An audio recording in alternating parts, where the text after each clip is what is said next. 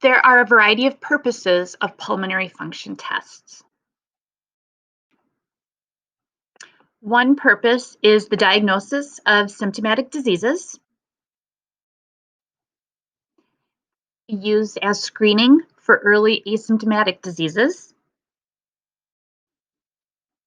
They can function in prognostication of known diseases, and they can also be used in monitoring responses to various treatment methods. When pulmonary function tests are used as a diagnostic tool, they can help categorize lung disease into different categories.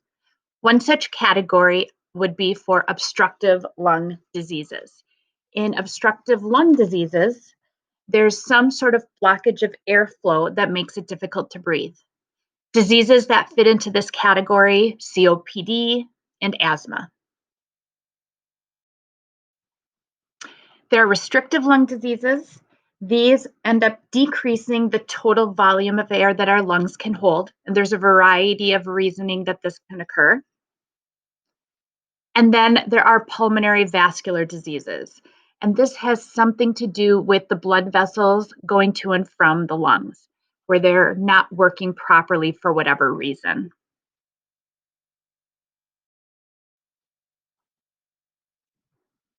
It is important to note that these categories are not mutually exclusive.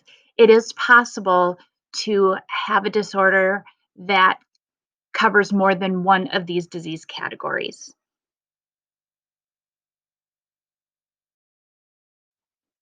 A variety of information can be collected during these pulmonary tests. The airways, both large and small, can be looked at. The parenchyma, including alveoli and interstitium, can be tested. The pulmonary vasculature can be examined. The bellows or the pump mechanism of the lungs can be looked at. This would focus on the diaphragm and the chest wall. And neural control of ventilation can also be examined.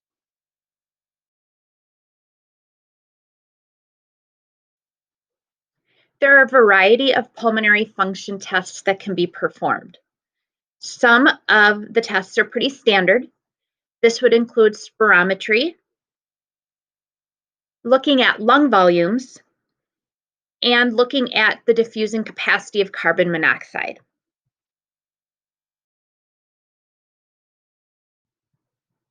There's also a variety of specialized pulmonary function tests that can be used in different specific situations.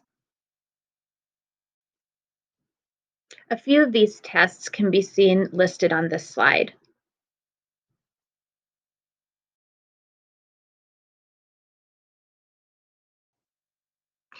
Pulmonary function tests can give us information about lung volumes. If we were to plot normal breathing on a graph, it would look similar to that. When we breathe normal inhale and exhale, that's called the tidal volume. And that's a very small volume. On average, an individual's tidal volume is about 500 milliliters.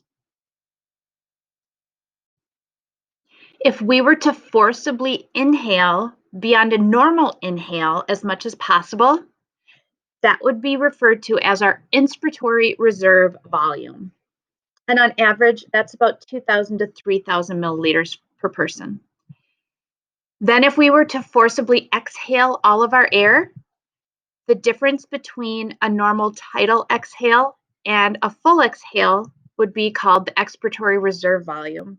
And on average, that's about 700 to 1,200 milliliters.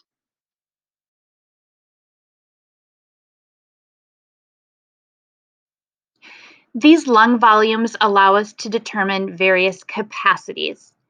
For example, if we take a tidal inhale along with the inspiratory reserve volume, that gives us the inspiratory capacity, or the amount of air that we can completely inhale into our lungs. And on average, that's about 2,500 to 3,500 milliliters.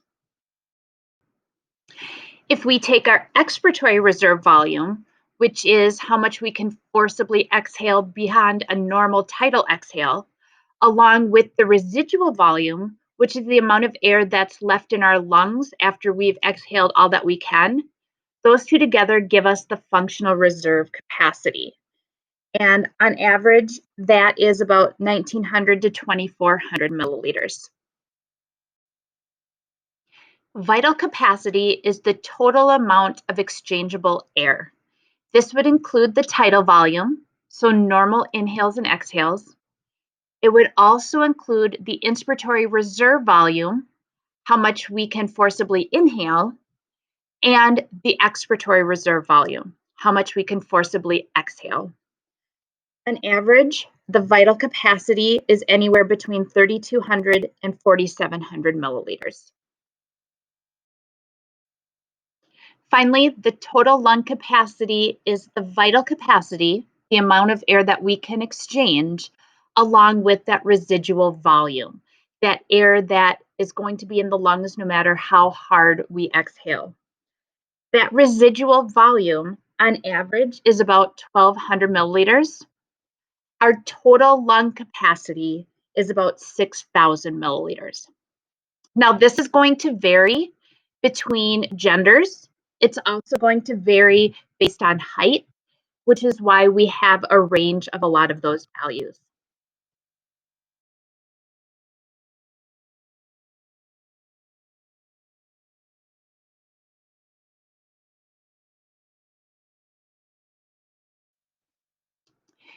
The original spirometer would measure various lung capacities by the amount of water that was displaced when an individual would blow into a tube. Today, spirometry has advanced, so now everything is measured through a computerized system.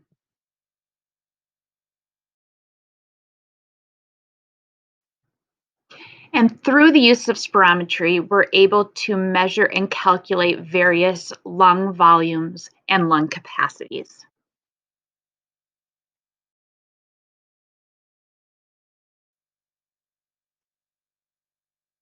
Various imaging techniques can also be used to determine lung volume. From a chest x-ray, measurements of the lungs are taken and entered into an algorithm to estimate lung volume. From a chest CT, the cross-section area of the lungs in each slice is multiplied by the thickness of the slice, and then all of them are added together to determine the lung volume. Both are easier to perform for the patient, but less accurate than the other tests.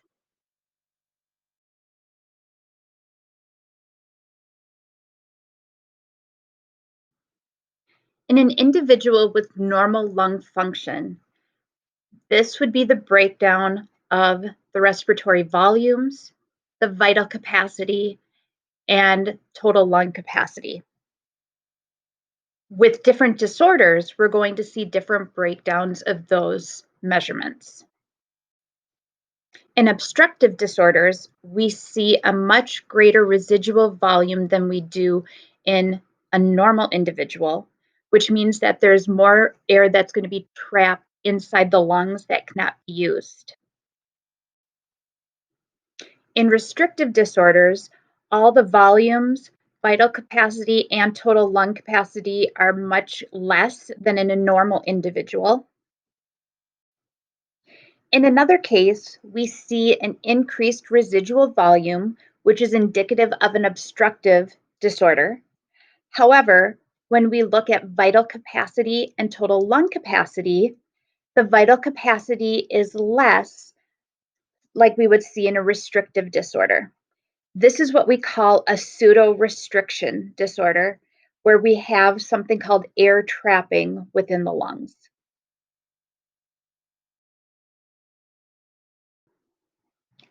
Next, we'll look at some case studies. First of all, remember that in a normal individual, we're going to see this breakdown of inspiratory reserve volume, tidal volume, expiratory reserve volume, residual volume, and then the inspiratory capacity, the functional residual capacity, vital capacity, and total lung capacity.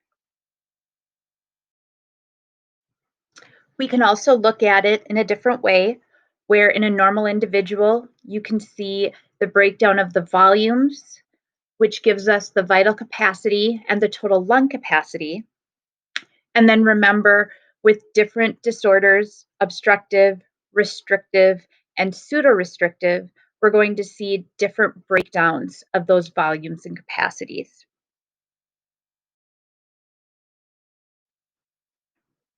So let's move on to our practice cases.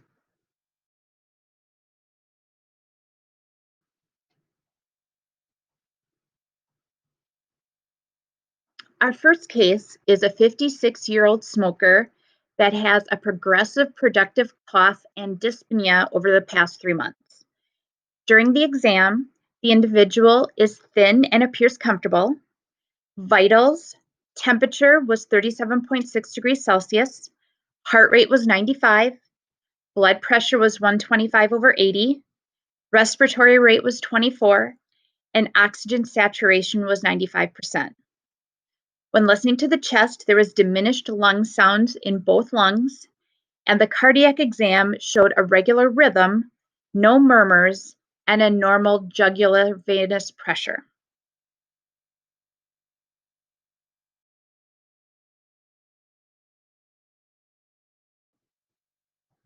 A chest x-ray of the individual was also taken. All of this information, coupled with the spirometry findings, would indicate that this individual suffers from chronic obstructive pulmonary disease, or COPD.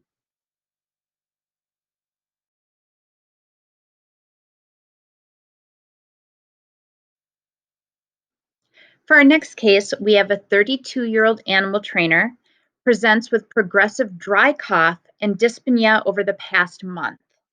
In the general exam, it appears that the individual has mild respiratory discomfort. Vitals were temperature 37.2 degrees Celsius, heart rate 104, blood pressure 135/80, respiratory rate 28, and an oxygen saturation of 88%. When listening to the chest, there are fine crackles throughout both lungs, and in the cardiac exam, it showed a regular rhythm, no murmurs, and a normal jugular venous pressure. A chest x-ray of the individual was also taken. Based on the symptoms the individual presented with, as well as the results of the various tests, this individual would be diagnosed as having interstitial lung disease, most likely hypersensitivity pneumonitis.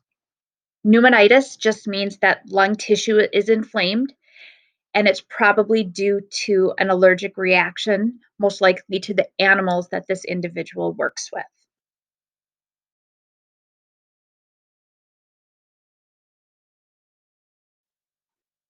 Case number 3 is a 15-year-old boy with a history of spinal cord injury and presents with dyspnea for the past 2 months. In a general exam, it appears that the individual is in mild respiratory discomfort. Vitals are temperature 37.4 degrees Celsius, heart rate of 94, blood pressure 114/74, respiratory rate 26, and an oxygen saturation of 92%. When listening to the chest, it sounds clear, and the cardiac exam showed regular rhythm with no murmurs.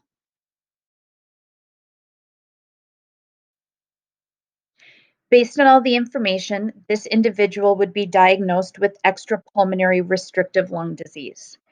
Extrapulmonary means not dealing with the lungs, and since it's a restrictive disease, it means that the lungs aren't able to expand properly. Since this individual has a spinal cord injury, it's likely that the diaphragm is not functioning properly, which would be the reason for the restriction and the lack of lung expansion.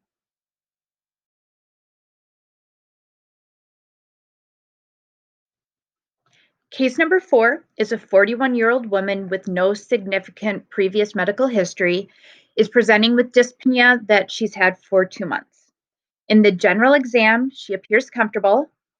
Her vitals, temperature was 37.6 degrees Celsius, heart rate was 104, blood pressure was 110/76, respiratory rate was 26, and oxygen saturation was 87%. When listening to the chest, it sounded clear, and the cardiac exam showed regular tachycardia, a systolic murmur, and elevated jugular venous pressure.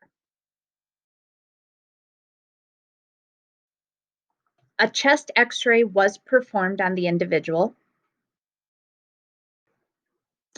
The tests indicate that this individual has pulmonary hypertension. This is specifically high blood pressure in the arteries that are leading to the lungs. These blood vessels can become hard and narrow, which causes the heart to work harder to pump the blood.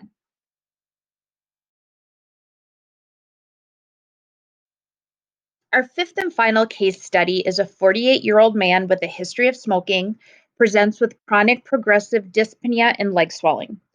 In the general exam, the individual is obese but otherwise appears well. Vitals are temperature 37.6 degrees Celsius, heart rate 82, blood pressure 155/82, respiratory rate 24, oxygen saturation 87%, and a BMI of 35. When listening to the chest, there's diminished sounds throughout both lungs. A cardiac exam showed regular rhythm and no murmurs. And some extra information is that there was moderate pitting edema in the upper shins. Pitting edema means that there's swelling, and when you push on the area that's swelling, that an indentation remains.